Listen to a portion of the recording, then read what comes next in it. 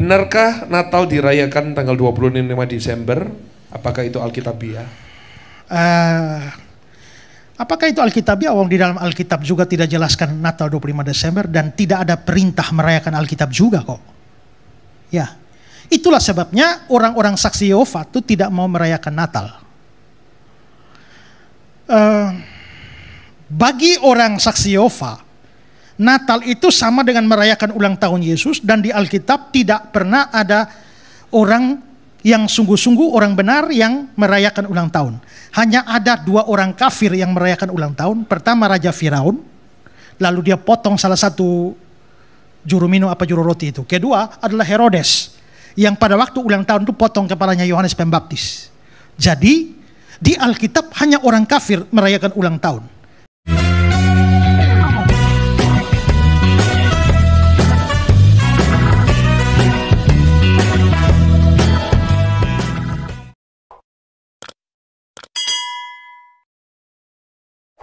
Bismillahirrahmanirrahim. Assalamualaikum warahmatullahi wabarakatuh. Waalaikumsalam warahmatullahi wabarakatuh. Teman-teman sekalian, kembali lagi kita berjumpa pada kesempatan hari ini. Pada saat ini kita bersama dengan Ustadz Muji MPDI. Ustadz, ya. Bagaimana kabarnya Ustadz? Alhamdulillah sehat selalu. Sehat, alhamdulillah. Jadi ini kita akan diskusi sedikit Ustadz. Ya. Kami mintalah pemaparan dari Ustadz. Kita pelajarilah sebenarnya seperti apa misteri dari tanggal 25 Desember itu Ustaz. Baik. Silakan Ustaz. Ya, memang ini 25 Desember baru saja kita lewati ya. Ini belum terlalu jauh lah untuk membicarakan tentang perhelatan 25 Desember atau yang kita kenal itu dengan peristiwa Natal itu sendiri atau peringatan Natal buat saudara-saudara kita yang beragama Kristen ya. Ya kita di Indonesia majemuk dalam arti keyakinan dan agama itu beragam di Indonesia ini. Ada kurang lebih 6 agama, dan dari sekian banyak agama yang sering berdekatan lah gitu ya, konsep baik teologi maupun syariatnya itu sangat berdekatan, itu antara Kristen dengan Islam. Nah, yang sering menjadi satu sorotan adalah tentang 25 Desember. Sebetulnya ini bukanlah hal yang baru tentang 25 Desember. Klaim tentang 25 Desember itu hari kelahiran Yesus. Sebetulnya pernyataan itu hanya sebatas dogma. Dogma itu ya tentunya keyakinan. Dogmanya dari mana ini Ustaz? Bermula dari Konsili Nisia tahun 325 Masehi itu, di mana di tahun itu terjadi satu perhelatan besar antara komunitas kekristenan sendiri. Sebetulnya itu berawal dari adanya pola keyakinan antara Trinitarian dengan Unitarian. Nah, Trinitarian meyakini adanya 3 unsur dalam diri Yesus, Bapa, Anak, dan Roh Kudus. Kalau yang Unitarian dia tidak meyakini adanya dalam satu diri itu ada 3 unsur, tidak meyakini. Cuma satu, tetap yang namanya Bapa atau Allah itu ya itulah yang Tuhan gitu loh. Yesus bukan Tuhan. Jadi terjadi ini nih, bentrokan pemikiran. Begitu ya. Yang Trinitarian berpegang kepada konsep Yohanes pasal 1 ayat 1 ya, di sana konsepnya. Sedangkan yang Unitarian itu dia mengacu kepada Markus pasal 12 ayat 29 dan Yohanes pasal 17 ayat 3. Di Yohanes pasal 1 ayat 1 di sana itu disebutkan bahwasanya mula-mulanya adalah firman. Lalu firman itu bersama Allah, lalu firman itu adalah Allah. Jadi ada terjadi di situ tuh perpaduan gitu ya, perpaduan dari unsur-unsur Bapa, unsur Anak, dan Roh Kudus. Itu diyakini dalam konsep Trinitarian. Kemudian kalau dari konsepnya Unitarian dijelaskan dalam Markus, dengar hai Israel, Tuhan Allah kita, Tuhan itu Esa. Jadi tidak ada unsur perpaduan di situ. Bahkan di Yohanes pasal 17 ayat 3 itu menjelaskan dengan jelas, buntu ayatnya itu mengatakan hidup yang kekal itu bahwasanya mereka mengenal Engkau satu-satunya Allah yang benar dan mengenal Yesus Kristus yang telah Engkau utus. Jadi pernyataan antara Allah dengan Yesus, perkataan Yesus itu sendiri mengatakan yang Tuhan itu ya Allah. Yesus bukan Tuhan, dia hanya utusan. Nah, sehingga itu terjadi. Nah, di samping konsep itu, pada tahun 325 Masehi itu sendiri di Konsili Nisea sekaligus terjadi penetapan tanggal 25 Desember ini sebagai hari kelahiran Yesus yang dikenal dengan istilah Son of God itu, ya, anak Tuhan tadi, sekaligus dia Tuhan. Jadi dia anak Tuhan sekaligus Tuhan. Tercetuslah dari situ. Sementara konsep dari kekristenan sendiri kita tidak bisa menjumpai tentang tanggal 25 Desember itu tuh benar atau tidak kelahiran Yesus.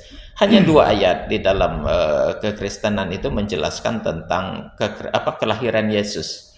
Dalam Lukas dan dalam Matius, ya.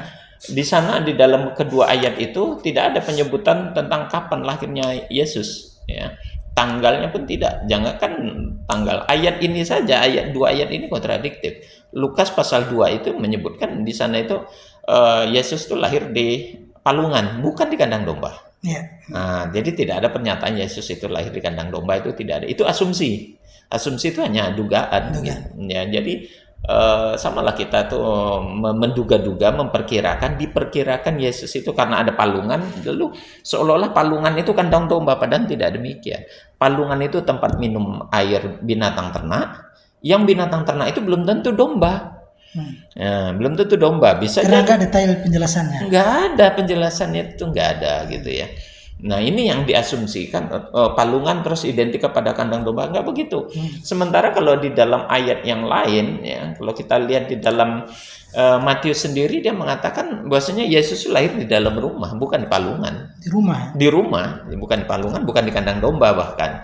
Jadi tidak ada pernyataan tanggal 25 Desember itu lahirnya Yesus. Di dalam Alkitabnya sendiri, ya? Tidak ada, di dalam Alkitab tidak ada. Kemudian pernyataan dia lahir di kandang domba juga tidak ada. Jadi itu 2 asumsi yang kemudian dipaksakan untuk diyakini oleh saudara-saudara kita yang beragama Kristen, dan itu berkembang. Oke, sebentar Ustaz. Tadi yang di Konsili Nisea, ya, bahasanya itu. Itu apakah dari 2 ajaran tadi, ya, atau bukan 2 ajaran, 2 aliran atau apa? Yang Trinitarian dengan Unitarian. Ya. Jadi ceritanya mereka membuat kesepakatan atau gimana?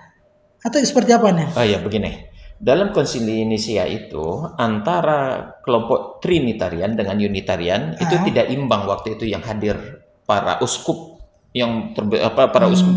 Dia dikumpul, undangannya itu ada kurang lebih 1.800 uskup sedunia. Ternyata yang hadir itu dari beberapa literasi macam-macam. Ada yang hanya sampai 300, ada yang hanya tidak sampai 300, ada yang lebih 300 sedikit. Nah, dari jumlah yang hadir itu ternyata kelompok Unitarian itu sedikit, minoritas. Trinitarian yang digagas pemahamannya oleh oleh kaum Alexandria, ya, Athanasius waktu itu pencetus yang menggetol lah, mengupayakan bahwasanya Trinitarian ini bisa diterima begitu. Sementara kelompok yang lain yang Unitarian itu kelompoknya Arius, mereka itu menentang hanya karena dia kalah suara. Itu. Ya biasalah kalau kita dalam forum diskusi gitu ya, dalam forum debat ataupun musyawarah, tentu suara terbanyak dimenangkan. Nah, kebetulan Raja Konstantin waktu itu sebagai pelopor utama, ya, dan dia harus memutuskan. Maka dia sepakat karena suara terbanyak adalah Trinitarian, ya diambil. Jadi tetap berlaku itu, ya. Iya, tetap tidak mau yang Unitarian pun harus terima. Harus, tapi begini. Luar biasanya Unitarian ini sampai sekarang dia sebetulnya tetap memisahkan diri dari Trinitarian. Makanya di dalam kekristenan itu ada oneness, ada juga saksi Yehova. Saksi Yehova dengan oneness ini mereka tidak meyakini adanya Tritunggal itu atau Trinitas.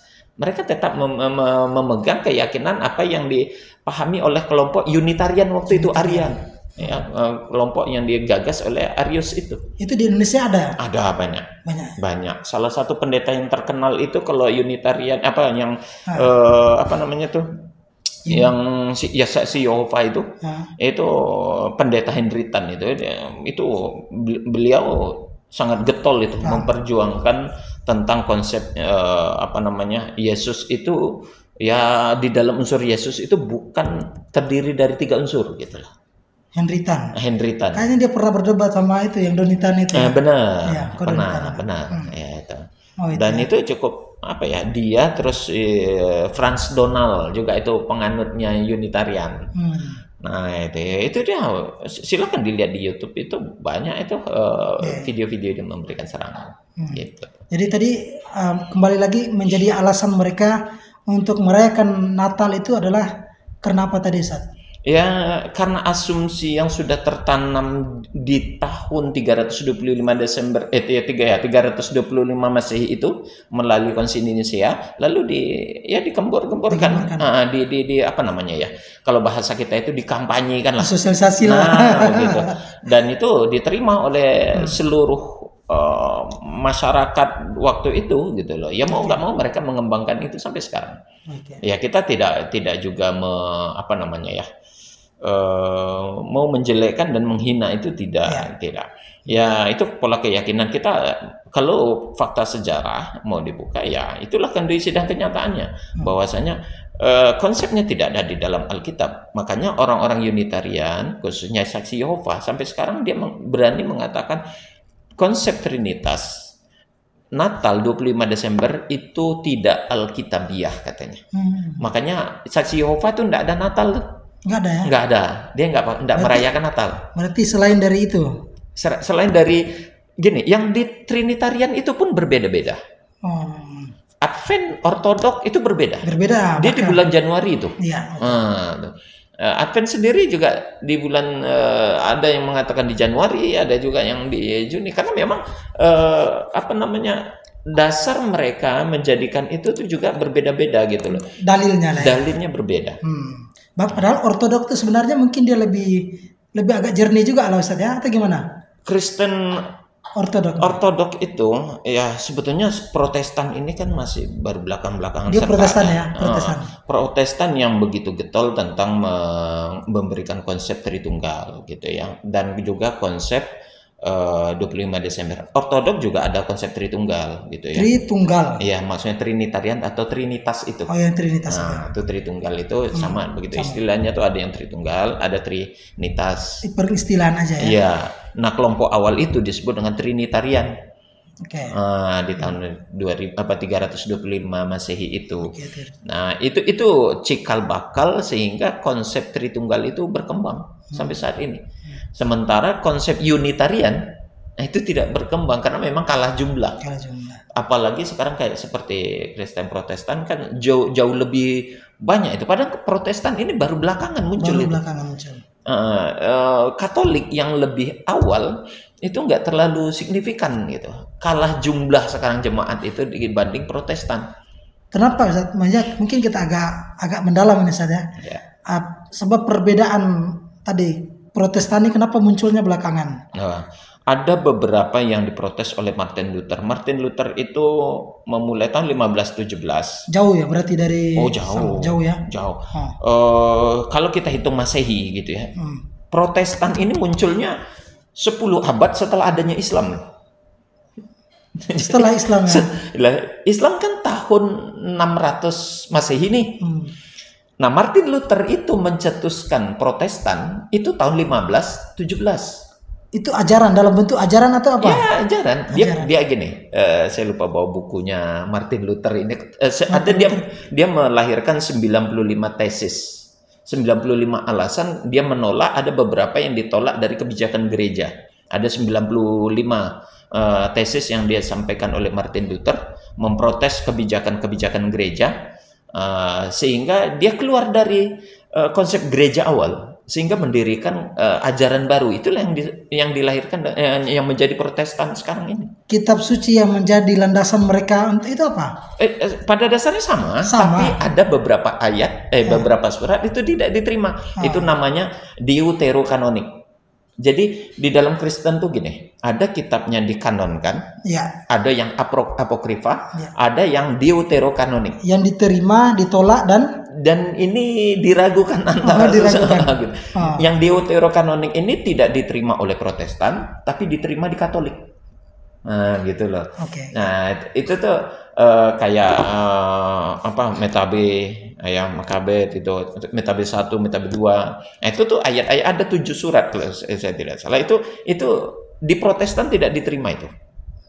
Nah, tidak diterima. Nah, itu salah satu logikanya tuh kadang begini. Kalau memang itu benar-benar kitab suci yang diilhami oleh Roh Kudus, kenapa kok ada yang ditolak? Betul. Kenapa ada yang harus diterima gitu loh? Apakah Roh Kudus salah mengilhami untuk 7 surat? Sehingga harus ditolak oleh Protestan. Mungkin salah satu alasan mereka yang paling kuat apa Ustaz? Alasan bahwa kitab suci itu mereka nggak terima gitu. Ada ajaran-ajaran di situ tuh memang dalam pemahaman Martin Luther itu bertentangan. Sebetulnya kayak penebusan dosa. Ya. Penebusan dosa itu kan kalau di Katolik ada penebusan dosa tuh. Yang datang menghadap pendeta gitu. Mengakui dosa. Pengakuan dosa. Nah, kemudian dan tidak ada membayar beberapa perpuluhan. Itu bukan perpuluhan. Jadi membayar seperti apa ya, penebusan dosa dia itu ada. Dibayar. Nah, itu. Nah, di Martin Luther itu ditolak. Dia tidak menerima itu. Makanya di Protestan tidak ada penebusan dosa. Berarti dia hanya ada di Katolik ya? Ada di Katolik saja itu. Ini luar biasa. Jadi dari situ kan sebetulnya kita bisa lihat itu. Ajaran ini siapa yang punya sih sebetulnya, gitu kan? Kenapa yang di sini ada dan di sini tidak? Kalau memang sama-sama Yesus Tuhannya. Gitu kan. Dan kalau seandainya sama-sama diilhami oleh Roh Kudus, kenapa yang di sini ada dan di sini tidak? Logikanya kan ke sana tuh perginya tuh. Nah, itu yang sangat mencolok itu. Tentang penebusan dosa itu yang ditentang keras oleh Martin Luther waktu itu. Di panggilan King ya. King Martin Luther King itu. Martin Luther. Makanya Luteranisme. Nah, jadi pola pemahaman Kristen Protestan sekarang ini itu kalau saya bilang ya Luteranisme artinya pola pemahaman yang dipakai oleh Martin Luther lalu mereka laksanakan. Bayangkan baru lahir tahun 1517. 10 abad setelah Islam. Jadi kalau secara logika aja kita nggak membayangkan. Lah, sedangkan Yesus itu Katolik saja yang begitu jauh ya dengan kehidupan Yesus itu saja dipertanyakan gitu, ya. Apalagi Protestan yang lebih jauh lagi kemudian gitu loh. Dan itu tersandra jadinya pola pemahaman itu. Makanya kalau membaca buku ini, saudara ada buku ya. Apa judulnya? Judulnya Selamatkan Yesus dari Orang Kristen. Nah, ini kalau nggak percaya kita tunjukin. Selamatkan Yesus dari orang Kristen. Dan menariknya, yang menulis ini bukan orang Islam. Bukan Clayton. Clayton Sullivan ini dia pendeta. Pendeta Ortodok, Kristen Ortodok. Jadi dia memandang bahwasanya banyak ajaran-ajaran Kristen itu keluar dari konsep yang sebenarnya. Ajaran Kristen? Iya. Kristen Katolik atau Protestan? Ya pokoknya yang Trinitas, konsep Trinitas. Baik. Berarti dia Unitarian ini? Dia Trinitarian. Oh, Trinitarian. Ya, dia mantan pendeta dan sekaligus dia ini dosen filsafat dan dosen agama. Ini bisa dibaca sini. Mantan pendeta Baptis, ya. Nih, tinggal di Hattiesburg, ya, Mississippi. Dia seorang profesor filsafat dan profesor agama di Universitas of Southern Mississippi. Jadi apalagi yang mau diragukan keilmian? Kalau logika, saya setelah membaca ini, kalau seandainya petingginya sendiri meragukan ajarannya, masa yang pengikutnya nggak ragu gitu loh? Kenapa pantas kalau orang Islam sendiri meragukan itu? Karena ini pendeta, ya, dia meragukan. Ada hal menarik di halaman buku ini yang perlu kita soroti. Saya banyak memberikan tanda di dalam buku ini. Nah, ini salah satunya saja lah, ya. Di dalam Markus itu, ya. Pada waktu Yesus berangkat untuk meneruskan perjalanannya, datanglah seorang berlari-lari mendapatkan dia dan sambil berlutut di hadapannya, ia bertanya, "Guru yang baik, apa yang harus kuperbuat untuk memperoleh hidup yang kekal?" Jawab Yesus, "Mengapa kau katakan aku baik? tak seorang pun yang baik selain daripada Allah saja. Nah, lanjut. Coba belajar nih sampai sini. Dalam jawaban itu Yesus membedakan dirinya dari Tuhan. Bila di Parafrase. Yesus menjawab bahwa gelar baik tidak seharusnya diterapkan kepada diri saya, karena hanya Dia sendiri yang baik. Jangan memanggil aku baik karena aku bukan Tuhan. Coba. Menarik ya. Clayton Sullivan ini mencoba mencerna, menjelaskan maksud yang tertera di dalam Markus pasal 10 ayat 17 dan 18. Artinya kan rujukannya kan memang Alkitab itu sendiri ya. Bukan omongan, bukan asumsi, bukan dugaan. Dia mengatakan bahwasanya di Markus pasal 10 ayat 17 sampai 11 ini Yesus tidak terima dikatakan dirinya baik. Ya. Karena dia bukan Tuhan gitu loh. Lah terus logikanya, kalau dia bukan Tuhan, kenapa umatnya mempertuhankan dia gitu loh. Nah, makanya sekarang itu Yesus tersandra. Itu kalau kita baca terbaca utuh ini apa yang ditulis oleh Clayton Sullivan, dogma yang ada di kekristenan itu menyandra, mengurung Yesus di dalam posisi yang salah. Nah, itu yang mengatakan itu sekali lagi bukan umat Islam. Ini profesornya sendiri. Mantan pendeta. Dan ya itu tadi ya, sampai sekarang sih belum mendapat hidayah dia ini. Dia masih dalam kondisi Kristen. Nah, berkaitan dengan itu juga, ini kan berbicara tentang dogma ini ya. Otomatis kan dogma. Saya juga punya buku nih. Ini Sudarmo. Dr. R. Sudarmo. Dia menulis buku Ikhtisar Dogmatika. Siapa Dr. R. Sudarmo? Antum bisa baca ini coba. Beliau ini lahir di Solo ya. 1914. Ya. Kemudian S3-nya di Belanda ini ya. Kemudian dia sekarang ini anggota badan. Sih. Dia sudah coba baca aja dari sini beberapa. Beliau berkarya di beberapa perguruan tinggi, STT Sekolah Tinggi Teologi ya. Duta Wacana Yogyakarta, kemudian STT Jakarta, Fakultas Teologi UKSW, Salatiga sampai akhir hayatnya. Selain melayani sebagai pendeta Gereja Katolik Salatiga. GKJ. Beliau pernah menjabat sebagai Rektor STT Jakarta, anggota Badan Pekerja DGI, sekarang PGI ya. Kemudian Ketua Seksi Perjanjian Lama pada Lembaga Alkitab Indonesia. Artinya ini kan bukan orang sembarangan ya. Dan valid lah begitu ya. Ada pernyataan dia yang luar biasa di sini tentang dogma itu. Pernyataan dia tentang dogma di sini dia katakan, dogma-dogma yang timbul karena ada perselisihan tentang nilai hukum Musa bagi orang Kristen yang bukan orang Yahudi. Nah, saya jelaskan sedikit. Orang yang di luar kaum Yahudi sana, berarti yang Kristen-Kristen yang di luar sana lah, itu menerima dogma itu yang dihasilkan itu hasil perselisihan dan pertentangan. Tentang nilai hukum. Nah, jadi bisa jadi itu belum tentu benar gitu loh. Tidak mutlak kebenarannya begitu kan?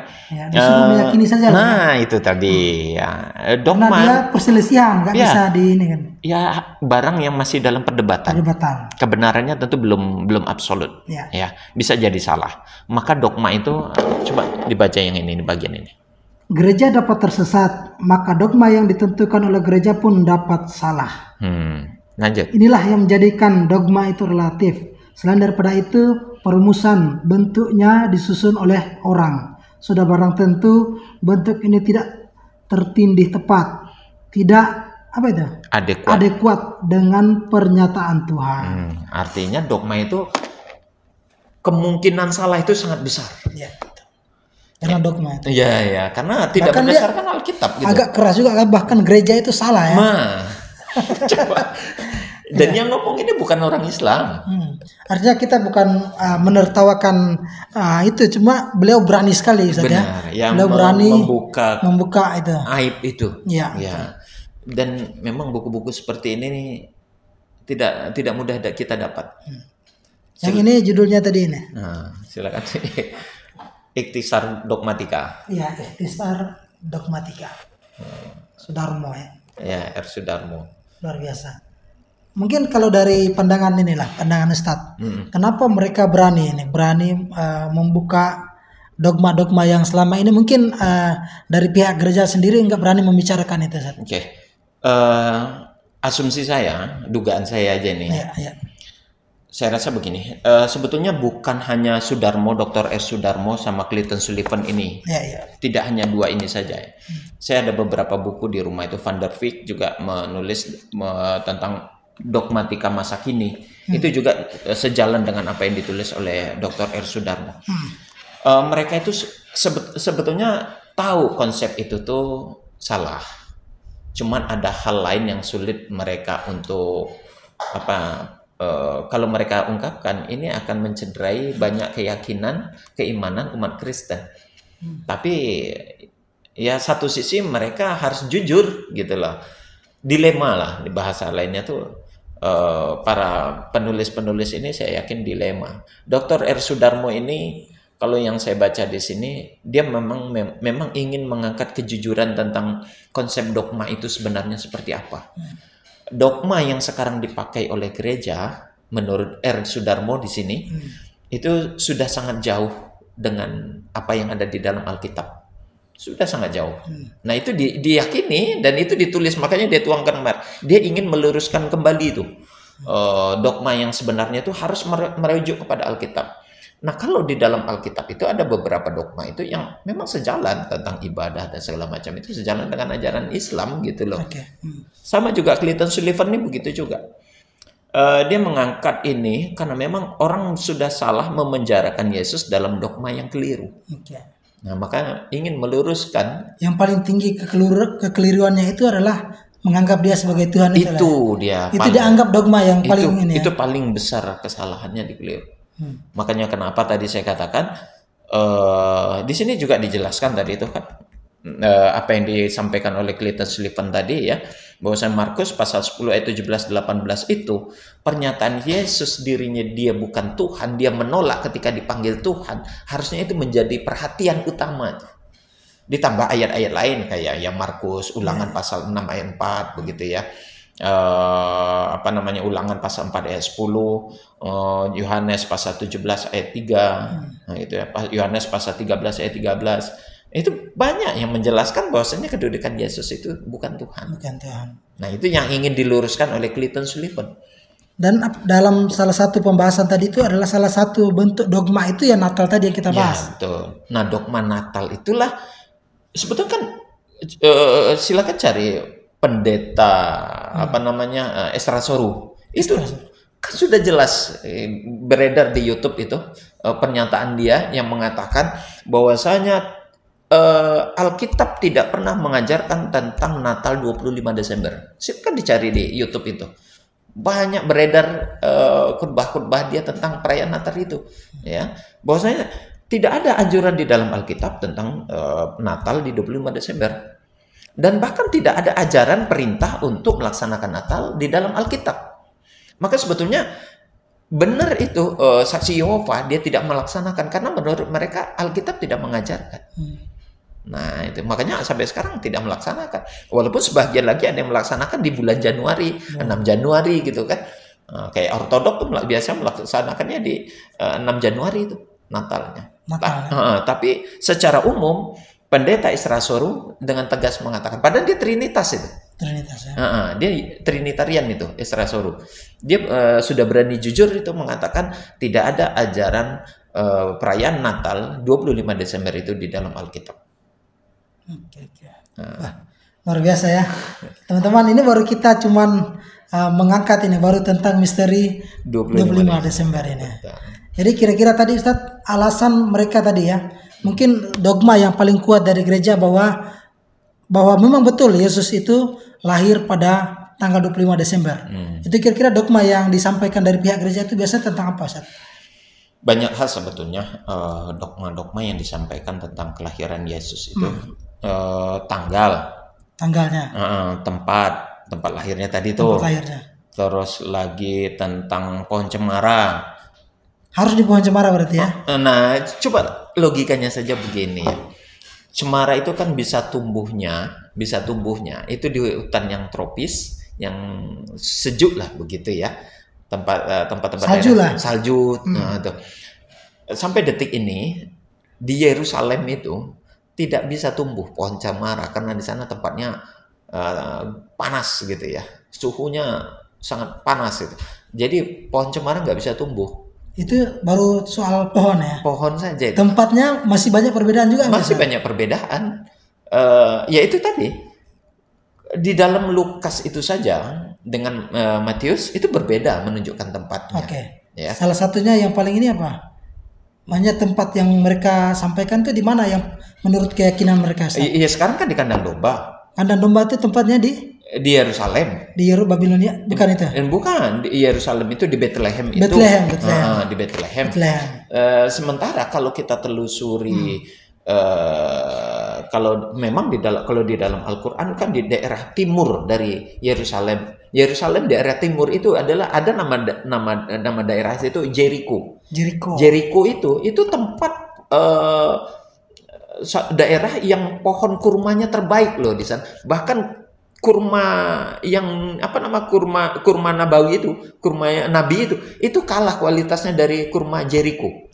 Kurma terbaik itu di Jericho. Jadi kalau kita kaitkan kepada Al-Qur'an ya, pantas kalau Quran itu mengatakan Yesus itu lahir atau Isa itu lahir di bawah pohon kurma. Itu di sebelah timur dari Yerusalem itu ada nama daerah itu Jericho. Dan satu-satunya di sebelah timur yang ada kota pada saat itu ya Jericho. Jericho. Dan itu pohon kurmanya disebut pohon kurma yang terbaik yang pernah ada gitu loh. Bahkan sampai sekarang ini kurma terbaik, dan di situ kualitas kurmanya juga bentuknya besar-besar. Kalah kurma nabawi itu kalah kualitasnya dari Jericho. Sekarang negara apa itu ya?